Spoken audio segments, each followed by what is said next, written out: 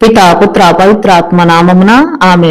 మత్తయి సువార్త 9వ అధ్యాయము 36వ వచనంలో, నిస్సహాయులై బాధలలో మ్రగ్గుచు కాపరి లేని గొర్రెల వలె చెదరియున్న జన సమూహమును చూసి ఆ కరుణామయుని కడుపు తరుగుకొని పోయిను అని వినియున్నాము కదా.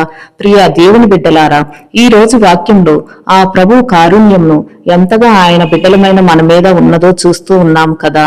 కనికరము, దయ, ప్రేమ, జాలిని చూపించి ఆ యేసు ప్రభు మానవ రూపంలో ఈ లోకంలో జీవించి మనందరినీ రక్షించటానికి శ్రమలు పొంది శిలువపై మరణించి ఉన్నారు కదా. ప్రియ దేవుని బిడ్డలారా, క్రీస్తు ప్రభువు ఎక్కడికి వెళ్ళినా సువార్త పరిచర్యలు ఆ తండ్రి చిత్తము నెరవేర్చటానికి మరియు మనందరికీ స్వస్థత, విడుదలను దయచేసి ఆయన మందలో చేర్చటానికి ఈ లోకంలోకి వచ్చి ఉన్నారు. మనం కూడా మన జీవితంలో మనకు చేతనైనంత విధంగా ప్రార్థన చేసి వాక్యం చదివి ధ్యానించి వాక్యానుసారంగా జీవించటానికి ప్రయాసపడదాం. అలాంటి గొప్ప ధన్యతను, భాగ్యమును దయచేయమని ప్రార్థించుకుందాం. ఆమేన్.